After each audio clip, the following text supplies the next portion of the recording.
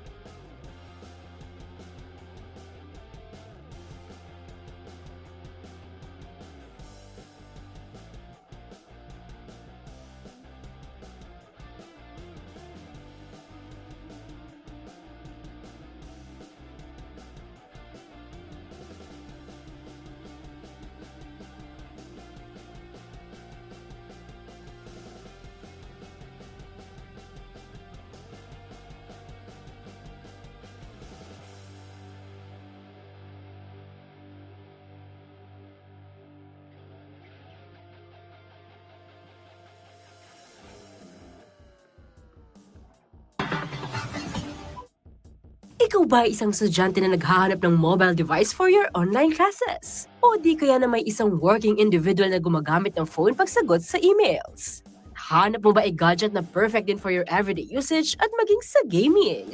Vivo has various units na pwede mong ma-avail to match your energy and power. Meron tayong mga V40 series like V40 Lite variant and then V45G. So kung more on photography, yan gaming, so saktong-sakto yung budget na meron tayong this coming December. Good news naman ma'am, kung si client is more on camera and overall yung hinahanap niya sa isang phone. So we suggest na pwede niyang ma-avail yung V40 Lite natin which is bagong release lang po. Na-release lang siya noong November 1. So meron po siyang price na nag-start ng 13,999, 15,999 and 18,999. Pero ma'am, si Vivo, meron naman po tayong mga affordable na phone na ino-offer which is 4,399 yung pinaka-lowest price natin. So swak na yun sa budget. Kahit sa ilang Vivo users, approve ang performance ng kanilang mobile devices. Smooth po yung ano niya pag ginagamit mo siya. Tapos yung camera niya, okay din siya pag zino-zoom mo. Hindi siya blurry, yung kasing iba blurry siya. Ito malinaw siya. Kumpara mo sa ibang branch, medyo hindi siya malinaw. Pero siya kahit i-zoom mo siya, malinaw na malinaw pa rin siya. Though older models na po yun, maayos po siya. Natutulungan po ako sa pag-send ng mga modules, especially um, nung nagkaroon po ng COVID, ng pandemic. Nakakatulong rin po siya. And yung storage niya po nun, nasa 32 gigs. So talagang madami rin po nun malalagay ko doon. And nada-download. Ano na rin po, gaming, I'd say maayos rin po kasi yung mga games po nun, magaganda rin. Tsaka yung quality, maayos rin po nun siya. Tsaka rin po yung ano niya po, response time, mabilis rin po. Aabot na sa 500 million ang active users ng Vivo products sa buong mundo. At sa darating na December 15, panibagong products na naman ang ilulunsad ng Vivo para sa lahat. Ito ay ang Vivo X200 series. Meron tayong 200 megapixel size EPO telephoto camera. So yun yung mga kahit dun sa 100 times pagka zoom mo siya, so mas detailed pa rin sa once na kinaptured mo yung photo. Vivo Pama, this December 15, meron po tayong bagong ila-launch na unit which is X200. So first X series natin na i-release na gumagamit ng telephoto lens. So swak yun sa mga gustong mag-avail ng more on camera features po. At dahil tuwing bare months ay panahon ng bonuses and incentives, mayroon ding exciting deals and promos ang Vivo para sa publiko na extended pa until next year. Simula November 15 hanggang January 15, 2025, may handog silang exciting prizes para Merry ang Christmas. Mag-avail lang ng any Vivo smartphone, i-scan ang QR code at maaari nang manalo ng iba't ibang papremyo. Kasama sa mga pamasko ng Vivo ay ang smartwatch, earbuds, Bluetooth speakers at ang grand raffle prize, ang X200 series.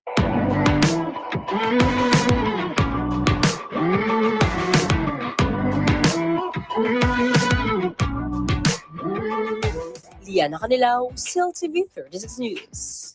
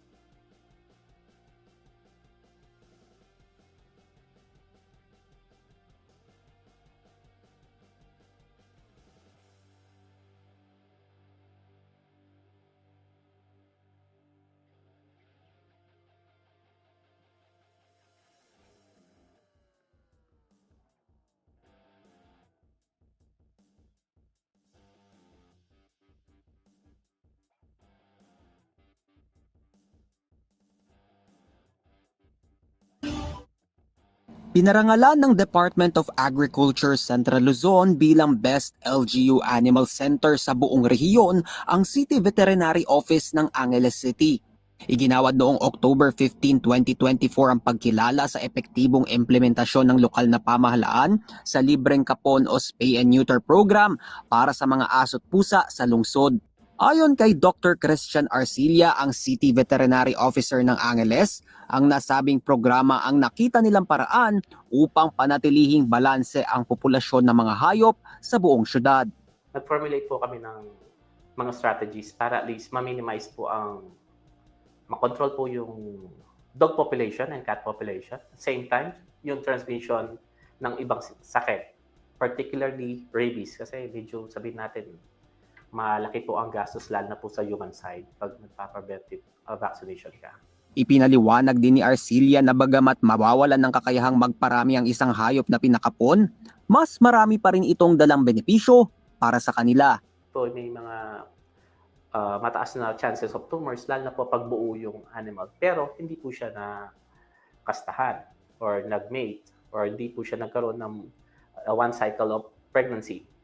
Doon sa mga lalaki naman, maiiwasan po natin yung mga pakalat-kalat at mga nakikipag-away po doon sa labas. Kasi there's no reason for them to fight. Kasi yun nga po, they fight because they want to breed.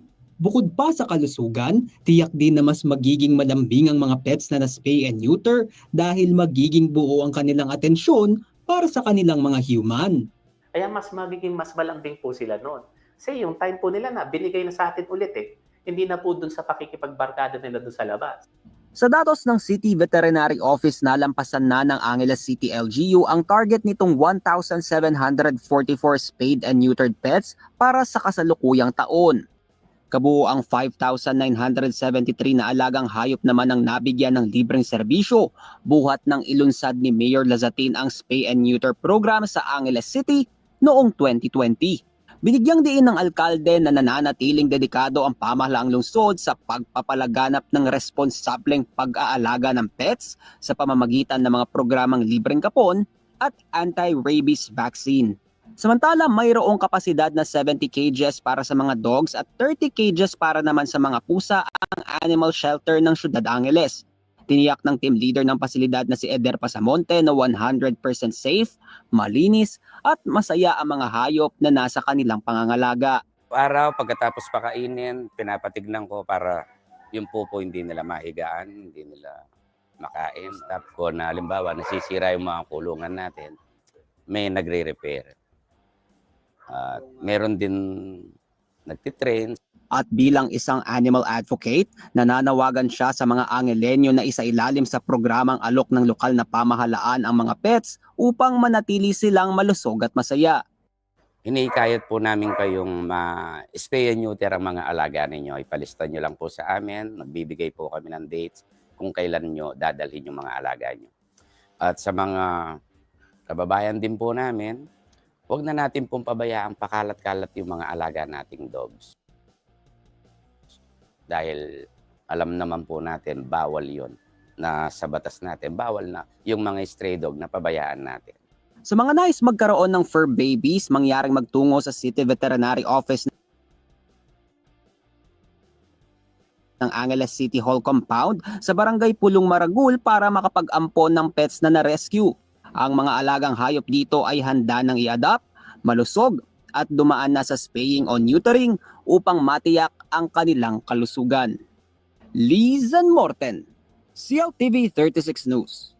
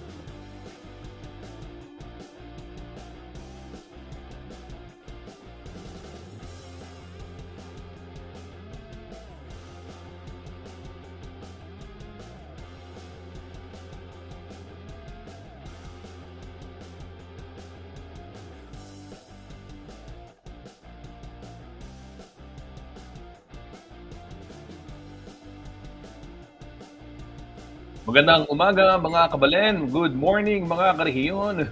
Welcome po dito sa CLTV 36 News Stream. Opo, ako po ang inyong lingkod, Justin Dizon. Kayo po ay nakatutok dito sa ating streaming live ngayon pong December 3, ikatlong araw na ho ng Disyembre, araw ho ng Martes. Kumusta ho kayo mga kabalen? Kumusta ho kayo mga kababayan? At makibahagi po kayo dito sa discussion sa comment section. Dito pong ating news stream at magkwentuhan po tayo at magpalitan ng kuro-kuro ukol sa maraming bagay sa iba't ibang usapin dito ho sa ating lalawigang Pampanga, rehiyong Gitang Luzon at syempre sa buong Pilipinas. Ang inyong nakikita sa mga oras na ito ay live CCTV image.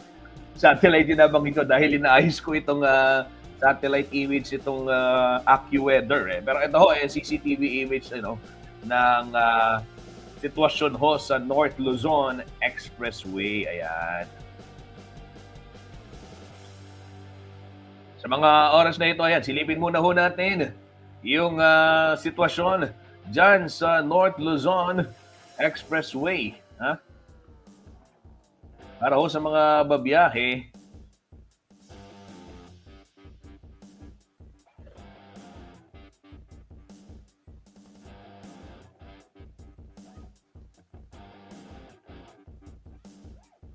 ang inyong nakikita, dito muna tayo sa pinakataas na part ng inyong screen, mga news streamer. Ito ho, itong northbound lane ng Balintawak Toll Plaza ay maluwag po yung sitwasyon dyan, as well as the northbound lane po ng Valenzuela Interchange. Pero yung going to Metro Manila, may bahagyang pagbabagal ng mga sasakyan dahil na rin sa dami ho na itong volume ng papasok ng Metro Manila.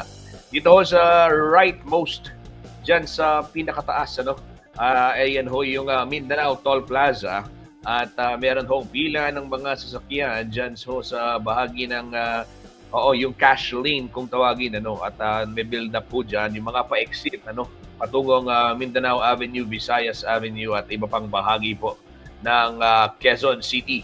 Yung sa ibaba naman, leftmost, may Kawayan Interchange Bridge. Ayan, kahit nakikita ho natin sa mga oras na ito ay maluwag yung sitwasyon ho ng kalsada dyan. At ganyan din sa may Bocaue Toll Plaza. At yung pinakadulo dyan ho sa may northbound ng kilometer 67. Hindi ito San Fernando, walang nakalagay. Pero ito po, northbound ng kilometer 67. Ayan, maluwag din ho yung daloy ng trapiko. Sa pangkalahatan ay yan ho ang sitwasyon sa iba't ibang bahagi ng North Luzon Expressway. Mula ho yan sa traffic monitoring update real-time ng NLEX Corporation. Pakibahagi po tayo sa discussion. Samahan po si Kuyang Justin. Ito, gusto kong itanong sana sa inyo. Kumusta ho yung panahon dyan ho sa inyong lugar? At sumikat na ba yung haring araw? Kasi dito sa may bahagi ng Angeles City, medyo malulampun Medyo makulimlim. Mga news streamer, mga kabalen, makulimlim ho dito sa ating bahagi ngayon dito sa Angeles City. Yung nakikita ho natin. At dyan ho sa inyong lugar, maki-update ho kayo, makibahagi, kwentuhan ho tayo. Ano ho yung sitwasyon, dyan sa inyong area. At kung unad ba, kahapon merong buhos may umambon ho sa ilang bahagi, At sige, silip para ho malaman natin kung ano ho yung magiging taya ng panahon sa araw hong ito. Makibalita tayo mula dyan sa weather forecast ng DOST Pag-asa.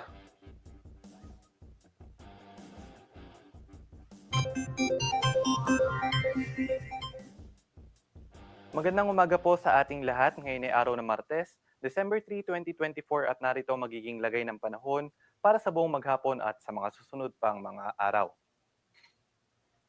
Sa kasalukuyan ay patuloy na umiiral itong hanging amihan o yung northeast monsoon dito sa may bahagi ng northern Luzon na inaasahang magdadala ng malamig na panahon at may mga maulap na kalangitan at mga pag-ulan sa may bahagi ng Cagayan Valley at gayon din sa may Cordillera Administrative Region.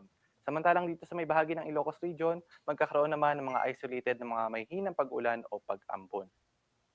At dahil nga sa pag-iral ng hanging amihan at ng easterlies o yung hanging nagmumula sa karagatang Pasipiko, patuloy rin ang umiiral itong shear line o yung salubungan ng hangin nitong amihan at ng easterlies at siya namang nakakaapekto dito sa may bahagi o sa may silangang bahagi ng Central Luzon. Inaasahan natin na magdadala rin ito ng mga pag-ulan sa ilang bahagi ng Central Luzon, Calabarzon at sa may Metro Manila ngayong maghapon. At sa nalalabing bahagi naman ng ating bansa, inaasahan natin ng generally fair weather conditions at magkakaroon lamang ng mga isolated rain showers or thunderstorms. At dumako naman tayo sa magiging lagay ng panahon ngayong araw dito sa Kalakhang, Luzon. Asahan pa rin na maulap na kalangitan, may mga pag-ulan, pagkidlat at pagkulog dito sa may bahagi ng Cagayan, Isabela, gayon din sa may Quirino, Aurora, at maulap na kalangitan or makilimlim na panahon dito sa may bahagi ng Nueva Ecija, Bulacan, Rizal, Quezon at ng Metro Manila. Dulot pa rin ito ng epekto ng shear line. Samantalang maulap na papawirin at may mga pag-ulan dito sa may bahagi ng Cordillera Administrative Region, gayon din sa nalalawing bahagi ng Cagayan Valley, dulot naman ito ng hanging amihan, at mga isolated na mga pag-ambon, dulot pa rin ng hanging amihan dito sa may bahagi ng Ilocos Region. Samantalang sa nalalabing bahagi ng Luzon, inaasahan naman natin ang generally fair weather conditions at magkakaroon lamang ng mga isolated rain showers or thunderstorms. Agwat ng temperatura dito sa Metro Manila ay nasa 25 to 30 degrees Celsius. Sa may Tuguegarao ay 23 to 28. Sa may Lawag City ay nasa 24 to 31. Baguio City ay 17 to 23. Tagaytay 21 to 29. At dito naman sa may Legazpi ay nasa 25 to 32 degrees Celsius. At para naman sa magiging lagay ng panahon dito sa may Kalakhang, Visayas at Mindanao, gayon din sa may Palawan, inaasahan natin na generally fair weather conditions pa rin ang mararanasan sa buong maghapon at may mga chance pa rin ng mga isolated rain showers or thunderstorms. Agwat ng temperatura sa may Iloilo ay nasa 25 to 31 degrees Celsius. Dito naman sa may bahagi ng Tacloban at sa may Metro Cebu, 26 to 32 degrees Celsius. Sa may Puerto Princesa, 25 to 32. Zamboanga City, 25 to 33. Cagayan de Oro, 24 to 31. At sa may Metro Davao naman ay 25 to 34 degrees Celsius. At dahil nga sa patuloy na pag-iral ng shear line ay nakataas pa rin yung ating weather advisory kung saan inaasahan na magkakaroon ng mga heavy to intense na mga pag-ulan dito sa may bahagi ng Isabela at moderate to heavy na mga pag-ulan naman dito sa may bahagi ng Cagayan at Aurora sa buong maghapon. Kaya naman pinag-iingat yung ating mga kababayan sa mga banta ng pagbaha at pagguho ng lupa, epekto pa rin ito ng shear line. At bukas magpapatuloy pa rin yung epekto ng shear line sa may bahagi ng Cagayan at Isabela, moderate to intense na mga or heavy to intense na mga pag-ulan sa may Cagayan at moderate to heavy na mga pag-ulan sa may Isabela. Samantalang by Thursday, inasa natin na moderate to heavy na mga pag-ulan na lamang ang mararanasan dito naman sa may bahagi ng Cagayan at Isabela. Bagamat pinag-ingat pa rin natin mga kababayan sa banta ng pagbaha at pagguho ng lupa dahil may ilang araw na ring umuulan sa may bahaging ito ng ating bansa. At sa ngayon, wala naman tayo nakataas na gale warning sa namang baybayin ng ating bansa. Bagamat pinag-iingat yung ating mga kababayang papalaot sa may baybayin ng Northern Luzon dahil pa rin sa epekto ng hanging amihan na maaaring magdala ng katamtaman hanggang sa matataas na mga pag-alon. At ang sunrise ngayong umaga ay nasa natin at 6:06 ng umaga at lulubog naman ng haring araw na mamayang 5:25 ng hapon. At para sa karagdagang impormasyon, bisitahin muna ang ating website pag-asa.ust.gov.ph. At yan po muna ang latest mula dito sa Pag-asa Weather Forecasting Center. Ito po si Patrick Del Mundo. Magandang umaga po sa ating lahat.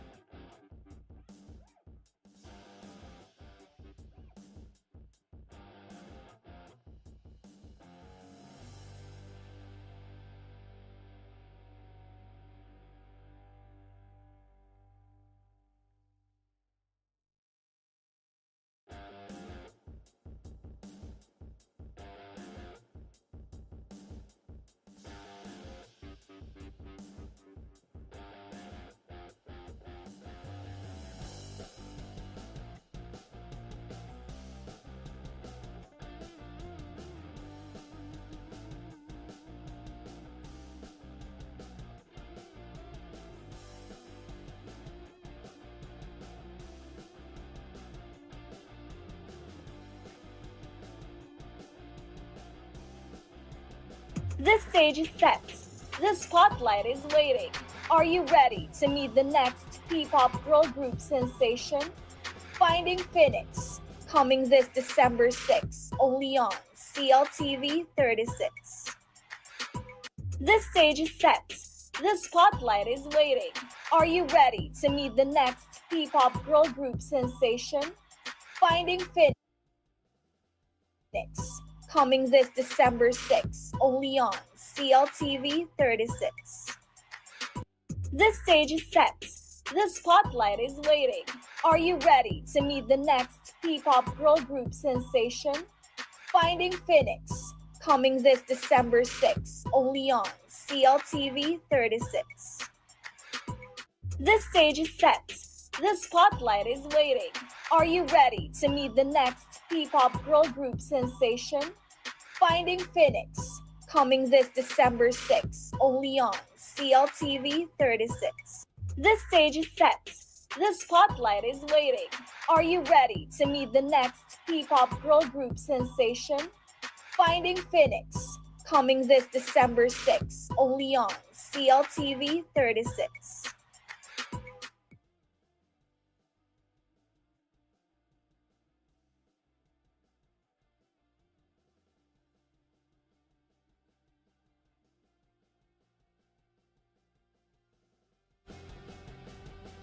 At nagbabalik po ang CLTV 36 news stream. Opo, welcome back mga kabalen, ano? Mga news streamer. Ayan, kung kanina nakikita ho ninyo, live ho tayong napapanood sa telebisyon, hindi lamang sa Facebook page ng CLTV 36 at sa YouTube, kundi maging sa Free TV Channel 36 dito ho sa Lalawigan, Pampanga at sa ibang cable partners pa dito ho sa gitnang Luzon. Siyempre, nationwide din ho tayong napapanood via Signal, Channel 115. Opo, mga kabalen, malinaw na malinaw sa Signal ang CLTV 36. Ayan.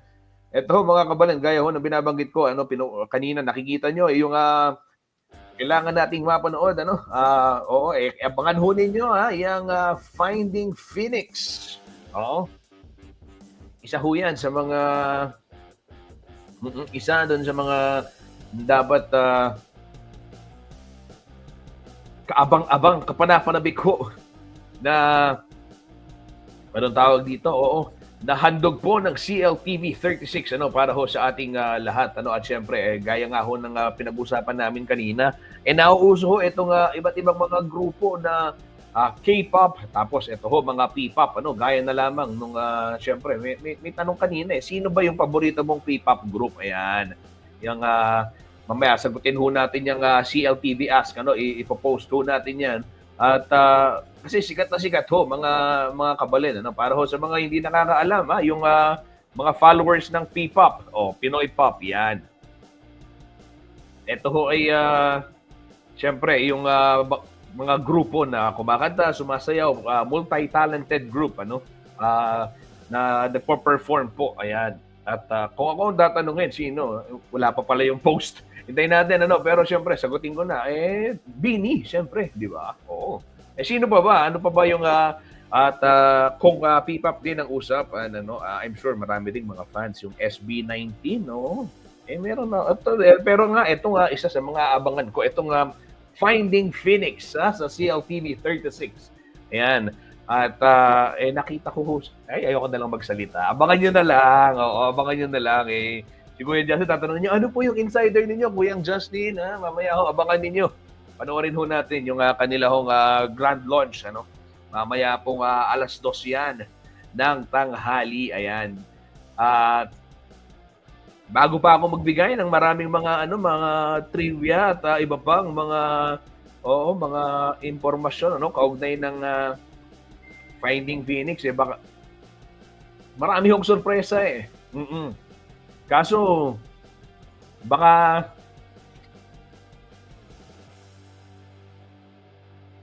yung mabigay na info ni Kuyang Justin mas ika nga baka habulin niyo ako sa mga, alam ko marami talaga tayong marami ko kasing follower yung mga P-pop, ayan, at usong-uso yan. Abangan ho ninyo mamayang alas 2, yung grand launch. Oo, itong bagong programa ng CLTV 36 Finding Phoenix, sige na nga para makita ninyo. Ayan, i-stream ko ho yung ilang yung pinapakita ko nga kanina. Ito mga teaser ano. Ayan, talagang teaser pa lang, excited na ako eh. Wait lang, ulitin natin. Oh, ito po, stream ko ha. The stage is set. The spotlight is waiting. Are you ready to meet the next P-pop girl group sensation? Finding Phoenix, coming this December 6, only on CLTV 36. The stage is set. The spotlight is waiting. Are you ready to meet the next P-pop Diba? girl group Exciting, diba? sensation? Exciting. Finding Phoenix, coming this December 6, only on CLTV 36. O, di ba? Excited na excited ho sa Finding Phoenix ang mga kagaya ni Kuyang Paquito Beltran. Ayan, good morning po CLTV 36. Balita, Pusong Paulo G. At Jen Malagu. Inaanan din si Kuyang Paulo. Ating Jen Malagu. Maraming salamat Kuyang Paquito Beltran sa iyong walang sawang pagtutok dito sa CLTV 36. O, speaking of Jen Malagu, ano ba latest kay Yaching Malagu ngayon? Ito po, nagpadala ng update si Yaching Jen Malagu. Nandyan ho siya sa may Clark ngayon dahil ito pong flight na Clark to Siargao muling nag-open nag-open na ngayon. Ayan. Napakagandang niyan. Napakagandang update niyan yan ho update mula kay Aching Jen Malagu. Ito. I-flash natin yung mga litrato ipapakita ko. Pero ongoing ho ngayon kasi itong launching nga o yung relaunch itong Clark to Siargao flight Ito po yung first po ito. Ayan, reopen. Ayan, nag-reopen na siya. So, 86 passenger po, yung bumiyahe at thrice po itong weekly service, o thrice a week, ika nga itong biyahe, At kabilang ho sa dumalo dito sa send-off ceremony si CDC President Agnes VST de Manadera, Lipad CEO Noel Mananquil, BCDA spokesperson Lani Makasaet at yung Philippine Airline representatives na pinangungunahan po ni Matthew Tamaray, VP for Ground Operations, and Shelo Villaluna, ang Corporate Affairs Manager po nitong Philippine Airlines. Ayan, para ho sa lahat ng mga naghahanap ng biyahe dyan sa Clark, gaya ho nung itong binabanggit ko, bukas na. Meron na hong trip, pa Siargao.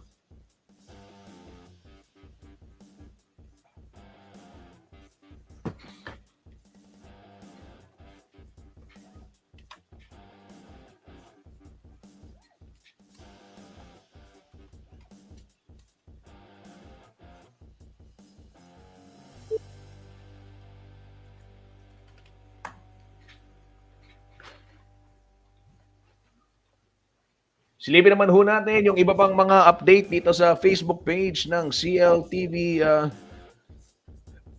36 News. Ito po, Forex muna tayo. Ito, bago ho ang lahat, shout out. Ayan, nagbabantay. Isa sa mga, pag nakikita ko yung Forex, yung Felix tuloy, yung Forex, naaalala ko si Felix. Ayan, Kuyang Felix Barrios, nandito na ang paborito mong balita, ang isa sa iyong mga inaabangan araw-araw sa CLTV 36 News. Ayan, kumusta ho kay Kuyang Felix Barrios at sa kanyang mga kaklase dyan sa Our Lady of Fatima University sa San Fernando, Pampanga. Lalong-lalo na ho yung mga BA Com, yung mga Com students. Ayan. Eto ho, Forex muna tayo. Latest data ho tayo mula sa Bangko Sentral. Ang palitan po ng piso kontra dolyar, 58 pesos. And 65 centavos. Yan ho yung katumbas ng $1. Base ho yan sa latest available data ng Bangko Sentral ng Pilipinas, December 2. Ayan, tapos Japanese yen naman, lapad, peso equivalent, 39 centimo. Yang UK pound, 74 pesos, 65 centavos. Hong Kong dollars tayo mga kabalen, 7 pesos and 53 centavos. Saudi Riyal.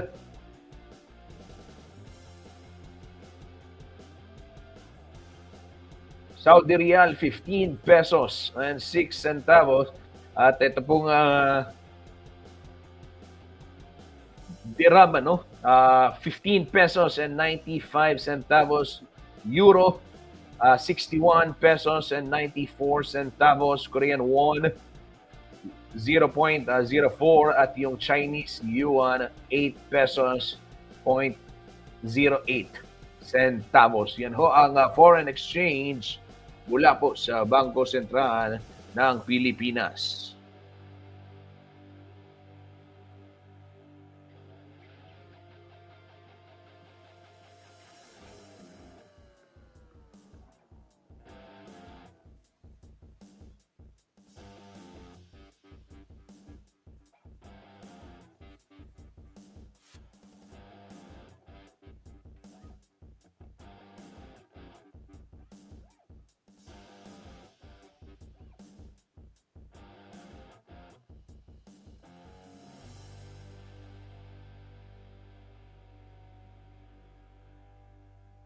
Silipin naman ho natin yung iba pang mga balita. Ito, mga kapatid. Opo, aabot ho sa 1.3 million na halaga ng smuggled cigarettes ang nakumpiska ho ng mga kapulisan, no? Diyan sa lalawigan ng Nueva Ecija. Ayan. At ito po yung detalye. Arestado ho yung isang 42 years old na driver. Noong pong Sabado yan, November 30, bunso ng paglabag niya dyan sa Anti-Tobacco Regulation Act of 2003. At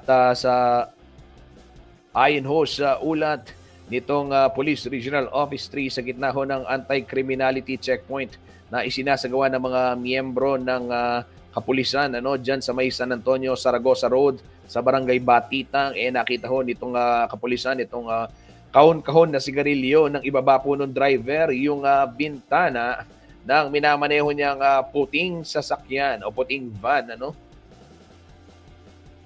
At dito na nga ho bumulaga sa mga otoridad ito hong kahong-kahong sigarilyo, pero nang hinanapan ho ng dokumento itong si Ricardo Idos na Lapas Tarlac ay wala ho siyang na-present na karampatang dokumento. Kaya naman ganun po na lang yung nagresulta sa kanyang pagkaka-aresto. At aabot ho sa 1.3 billion o 1,350,000 o 1.3 million, exact amount, 1,350,000 yung kabuang halaga po ng 20 boxes ng modern cigarettes, 25 boxes ng modern blue cigarettes at 20 boxes ng RGD as well as 10 boxes ng Carnival. So total po meron na Opo, ito 20, 20, 25 o di nag-compute pa si Kuyang Justin Opo, 65, 75 boxes po nitong ng mga ng sigarilyo yung nakumpiska At nagpaalala po itong pinuno ng PRO3 na si Brigadier General Redrico Maranan na maging mapagmasid po sa illegal na distribusyon ng ibang mga produkto kagaya ho ng mga sigarilyo.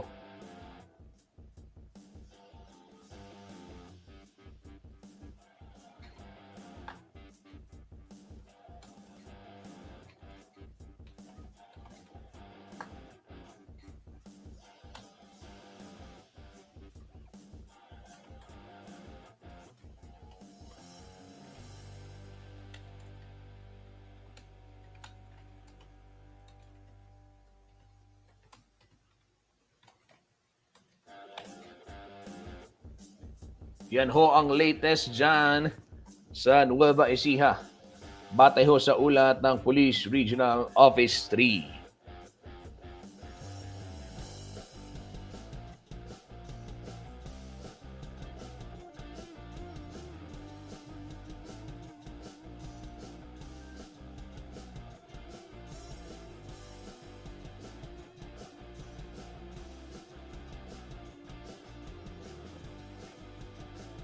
Ito, sa mga naghahanap naman ng Oo, ng trabaho. Public service announcement muna ho tayo. Ito, community billboard, bigyang daan natin. Sa lahat po ng mga gustong maging bahagi ng CLTV 36, ayan, nag-hiring po kami.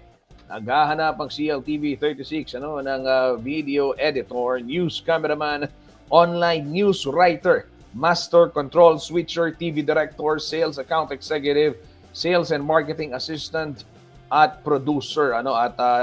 Para ho sa mga interesado, magtungo lamang sa website cltv36.tv /about-us/hiring. Ayan. At nandyan din ho sa Facebook page ng CLTV36 yung post na yan. At nandyan ho yung link kung nais ho ninyong mag-apply. Ayan. Tara ho, at nasamahan nyo si Kuyang Justin at ang iba pang mga magigiting na personal ho ng CLTV 36 para ho dito sa pagbabalita. Ito, mapapanood din. Live na live sa CLTV. Ito, yan. Yang Grand Coronation Night ng Mr. Pampanga. Opo, magaganap po yan sa December 5, alas 5 po ng hapon. Mapapanood sa telebisyon, sa CLTV 36. Kay kalino na pong kalino niyan. Kaya CLTV ganyan, kaya daratang nga Sabado, Daratang Sabado. Daratang nga Webis, 5 p.m. Okay, December 5, 5 p.m. Thursday. Panoorin ho natin sabay-sabay ito pong Grand Coronation Night ng Mr. Pampanga. Live ho ito sa Brenzigiao Convention Center sa siyudad ng San Fernando at ila-live stream ng Mr. Pampanga Facebook at YouTube. At syempre kung gusto niyo mas malaking screen gaya ho ng binabanggit ko mapapanood niyan live sa CLTV 36 Free TV Channel 36. Sa mga hindi pa po nagsascan ng kanilang mga digital boxes, ayan, pwede nang scan yung inyong digital box. Punta lamang doon sa menu, kunin niyo yung remote. Lawan may tang menu. O kaya ating scan Ken. Timid may tang scan. Kaya makalagay auto scan, o kaya manual scan. Munta ka kitang auto scan. Yan. Okay, but make sure na yung antena ho natin ay malapit ho sa bintana o di kaya nakalabas. Mas maganda, walang nakaharang na mga obstruction, huwag niyo hong ilagay sa ilalim ng mesa dahil hindi talaga makakakuha yan ng signal. Ayan. Para ho maging malinaw ang panonood ninyo ng Mr. Pampanga at ng iba pang mga programa ng CLTV. Ayan, huwag ho ninyong kakalimutang mag-scan ng inyong mga digital boxes. At syempre, kung hindi naman makuha sa television, kung kapin makapag-scan, nakarugo mo mukyat kayong bubong po, mabaldog ka pa, opo, pwede ho kayong mag-live stream, CLTV36.tv. Ayan. At meron din tayong live streaming app sa Android. Download mo na lang, di ba? At least lahat po ng programa ng CLTV sa television, pwede mo nang mapanood dyan sa ating live streaming app. Ayan. Narito po ang ilang mga larawan ng mga contestant ng Mr. Pampanga. Ayan. Sabi ko nga ho sa inyo kagabi sa POV, kung napaaga lang itong Mr. Pampanga, nailagay ko sa schedule ko. Oo, nakasali rin sana ako sa mga magko-cover po ng Mr. Pampanga. Hindi sa mga contestant. Tayo naman, Ito, sabi siguro ng mga nanonood natin, ang aga-aga itong si Kuyang Justin ng Bobola. Ayan, mga news streamer, mga kabalen, yan ho ang dapat abangan. Itong Mr. Pampanga, ito, panoorin ho natin yung teaser, para lalo tayong ma-excite. Catch the highly anticipated Mr. Pampanga Coronation Night this December 5. Witness the province's most charismatic men battle it out for the crown. Don't miss the glamour, the talent, and the excitement. Live on CLTV 36 Free TV, Facebook account, and YouTube page. Catch the highly anticipated Mr. Pampanga Coronation Night this December 5. Excited na ho ang marami Witness sa the ating mga province's kabayan. most charismatic men battle it out for the crown. Dapat si JM De Jesus, sinali natin sa Witness the Mr. glamour, Pampanga, di ba, the JM? talent, Ano, and payag the ho ba kayo mga excitement. karehiyon? Ano, mga Live on CLTV mga news 36 streamer. Free TV, Di ba Facebook dapat si account, JM and kasali dito YouTube sa page. Mr. Pampanga? Oo. Sabi ko sa'yo, JM marami kang mga supporters na naniniwala sa'yo. Ayan. Sige po, tuloy-tuloy din tayo sa ating pag-stream. Silipin pa natin yung ibang mga kaganapan dito sa CLTV 36 Facebook page. At maging, yung sa main page natin at sa news. Exciting, Exciting ho. Itong December, dapat napakaraming okasyon Meron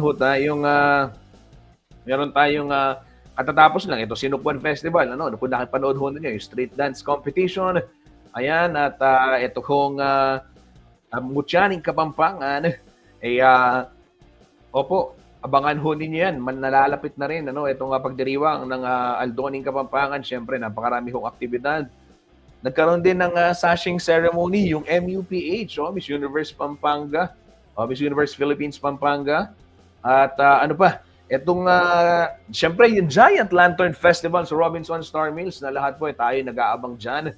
At ito rin napakamakulay na ganap dyan ho sa SM naman, yung Giant Lantern of Hope. Ito pong Ferris wheel sa Sky Ranch. Talagang place to be ang Pampanga. At syempre, ang dami-dami hong kaganapan talaga. At ang dami-daming kwentong masasaya sa Pampanga na yan ho at kwento ng tagumpay dahil booming ho talaga yung negosyo, booming talaga yung yung buhay dito sa Pampanga, booming din yung ekonomiya at yan ho yung mga target din natin na gusto ho nating maibahagi sa ating mga manonood dito sa bagong programa ng CLTV 36. Siyempre, yung kwentong tagumpay. Ito po ang title nito, Sari-Saring Success. Kasama ho si Jennifer Salenga. Ayan, para ho sa mga nakakamiss na kay ating Jennifer Salenga. Ayan, malapit na po ang kanyang programa. Abangan ho ninyo ang programang maghahatid ng mga sari-saring kwento ng tagumpay at inspirasyon mula ho sa mga negosyante dito sa Central Luzon. Ito po ang Sari-Saring Success. Mapapanood ho yan tuwing Lunes, 7:30 p.m. sa Facebook page at YouTube channel ng CLTV 36. Narito po ang teaser nitong Sari-Saring Tagumpay. Kung ikaw ay may pangarap na magnegosyo, may negosyo na o nagsisimula pa lang, we got you. Dahil dito sa ating programa, ikaw ang bida.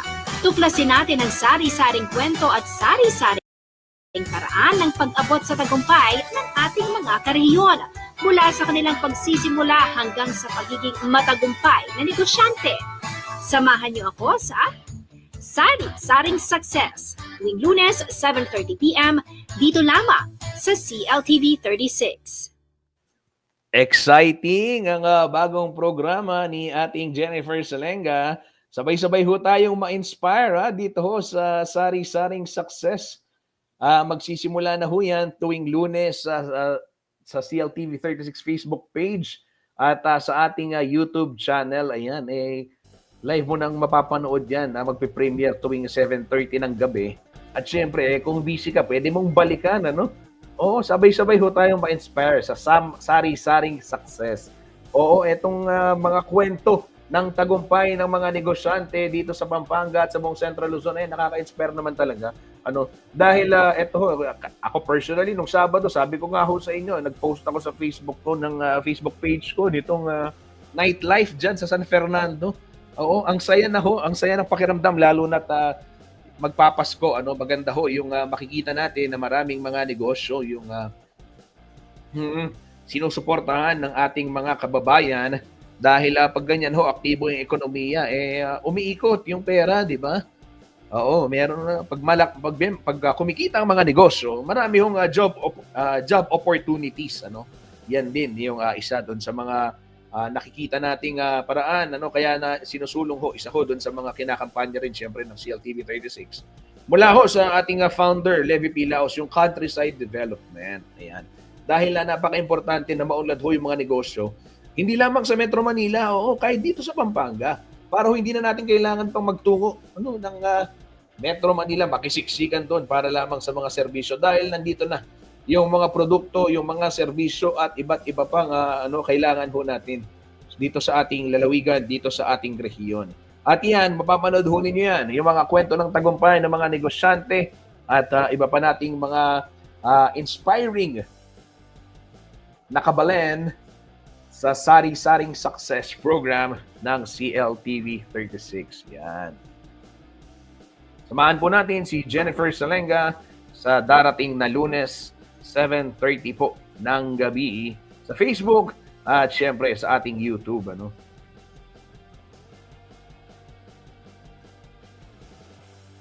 Ito, yung binabanggit ko kanina, yung napakamakulay.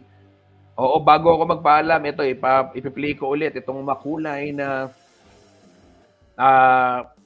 Christmas lighting, o yung makulay na event, yung pagpapailaw ho ng Giant Ferris Wheel dyan sa SM City, Pampanga. At kabilang nga yan sa, sabi ko, pwedeng puntahan ninyo, pwede pong pasyalan. Ayan. At ako'y magpapaalam na sa telebisyon para magbigay daan sa ibang mga patalastas at syempre panoorin ho natin mamaya itong programa Bitag Ben Tulfo. Pero tuloy-tuloy ho tayo ang ating streaming dito sa ating Facebook page, ganun din sa YouTube. Ayan, maraming salamat sa lahat po ng tumutok sa atin sa TV. Ayan, thank you. Ayan Okay na rin, so MCR Control, maraming salamat sa pagpapalabas nitong pagpapalabas ng news stream, ayan, at pagpapahiram nitong ating gadget. Nakapasok ako dyan sa MCR. Ayan, thank you sa inyo.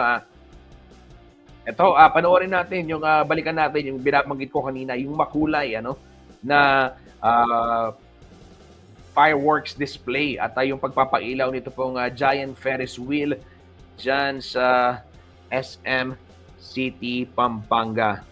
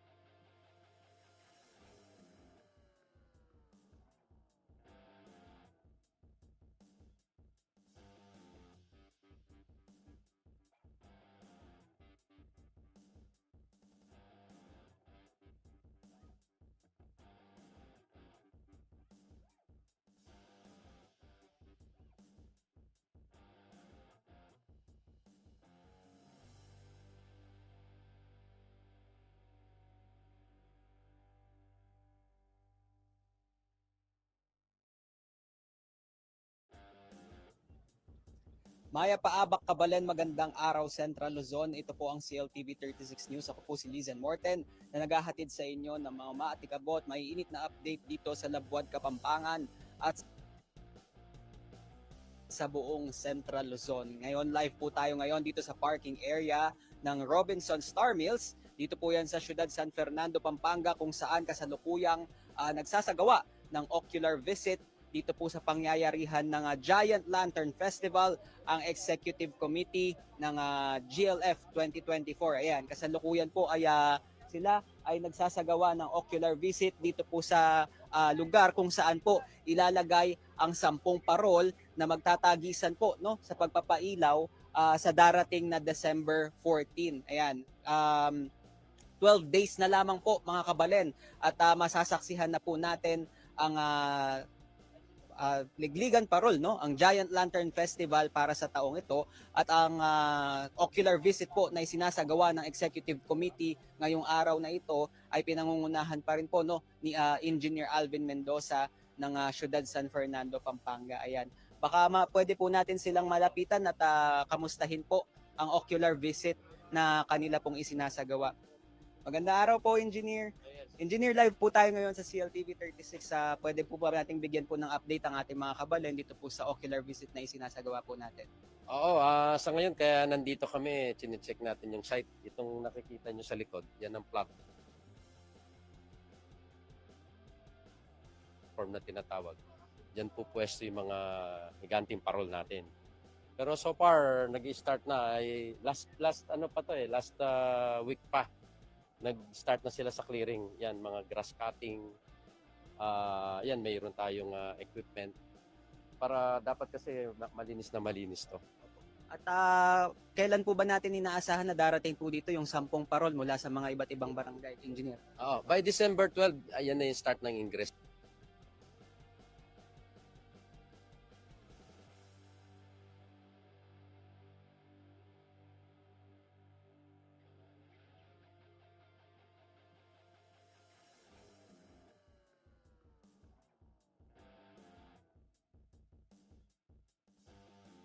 Pinangungunahan pa rin sa pwede po ocular visit na isinasagawa po natin. Oo, sa ngayon kaya nandito kami, chine-check natin yung site. Itong nakikita nyo sa likod, yan ang platform na tinatawag. Diyan po pwesto yung mga higanting parol natin. Pero so far, nag-start na ay last week pa. Nag-start na sila sa clearing. Yan, mga grass cutting. Yan, mayroon tayong equipment. Para dapat kasi malinis to. At kailan po ba natin inaasahan na darating po dito yung 10 parol mula sa mga iba't ibang barangay, Engineer? By December 12, ayan na yung start ng ingress ng mga iba-ibang barangay. Pero hindi sabay-sabay yan para yung traffic natin dito sa syudad hindi maapektuhan ng pag-deliver ng mga giant lantern dito. Engineer, bigyan ko lang ng patikim po yung ating pong mga kabalen. Sabi po kasi kanina dun sa press con, pwede po silang gumamit ng ilaw ngayon na hindi pa po nagagamit dati, yung LED lights po. Ano po bang ibig sabihin nito? Ano po bang mangyayari sa ating mga parol na may mga LED lights po? Ang mga LED lights po, sa kaalaman natin, iba ginagamit din natin sa mga bahay natin yan. Mas matipid, mas makakarami ka ng mga bulbs at mas maliwanag ang binibigay. Yung epekto ng liwanag niya mas maganda. Does this mean po na more efficient po yung ating, mas tipid po yung ating GLF, pero at the same time, mas maganda po itong mga parol natin this year? Ganoon po ba yung kailangan nilang asahan? Mas dumami po ang mga bulbs nila. Hindi na limited dahil nga mas mababa ang mga wattage ng mga LED lights po. Kaya mas marami silang ipapakitang mga gimmick. Last na lang po, Engineer, anyayahan po natin yung ating mga kabalen. Ilang araw na lang po ba bago po ang ating Giant Lantern Festival na magmumula po sa Executive Committee? Actually po, 12 days to go. December 14 po, iniimbitahan ko kayo dito po sa Robinson Star Mill. Dapat po, mas maaga kayo kung manonood kayo ng live. 5 p.m. nandito na kayo sa site. First come, first serve basis po ang ating venue para sa lahat po ng gustong manood. At kahit sino po, pwedeng pumasok ba sa first come, first serve?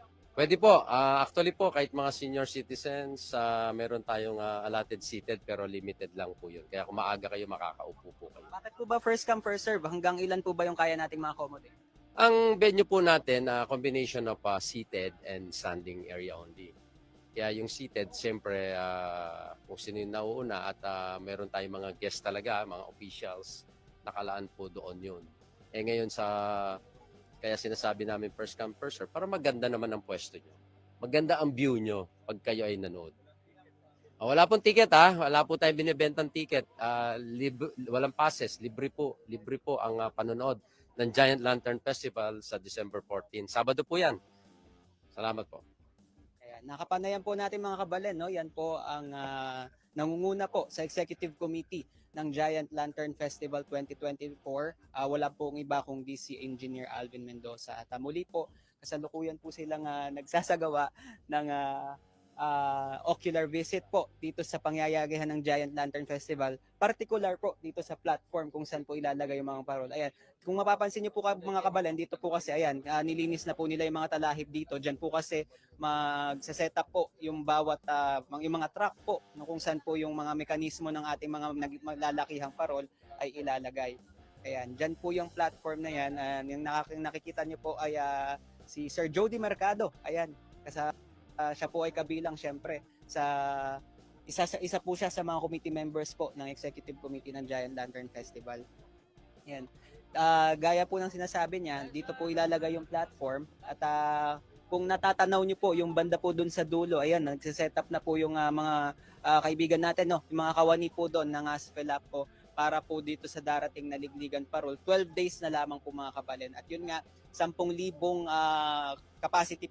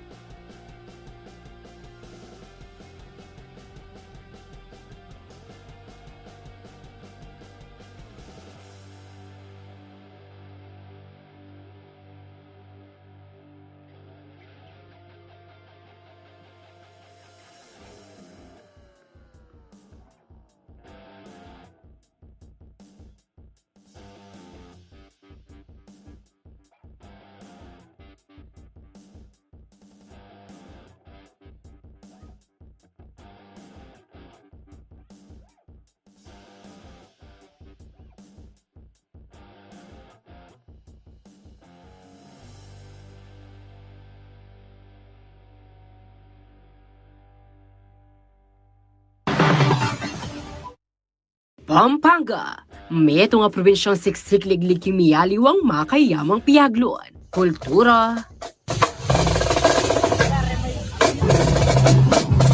tradisyon,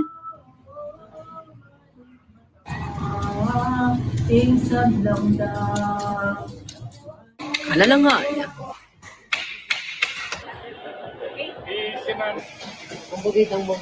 mayamang kasaysayan.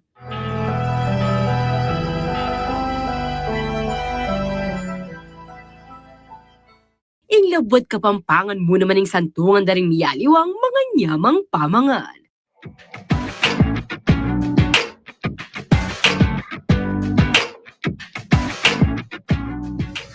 Mo naman pa'y tawliing mga santing nga pasyala.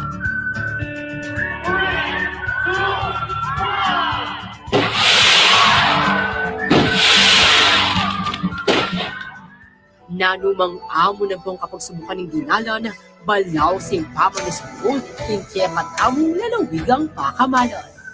O na nga pati pakareni, metong pakaring sangkanot makakuswelong mubuliking lugal tang tipuan, apin mismo ring Kapampangan.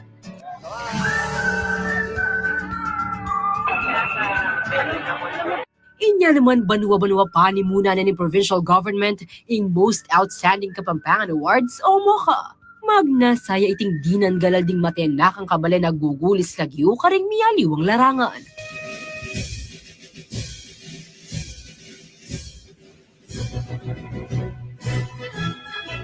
May week 2022 MOCA awardee for Law Enforcement Police Light Colonel Eugene M. Marcelo.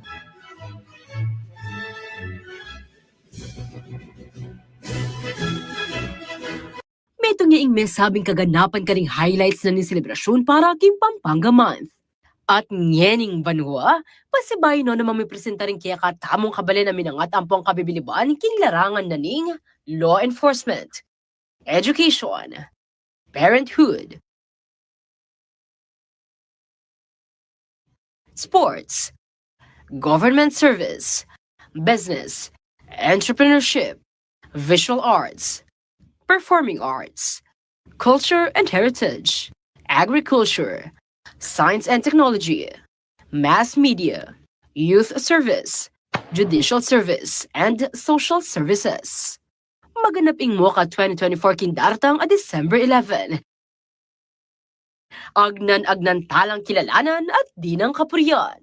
Ayal benye ni live kin CLTV 36 Digital TV at karing kaya katamong social media platforms. Liana Canilaw, CLTV 36 News.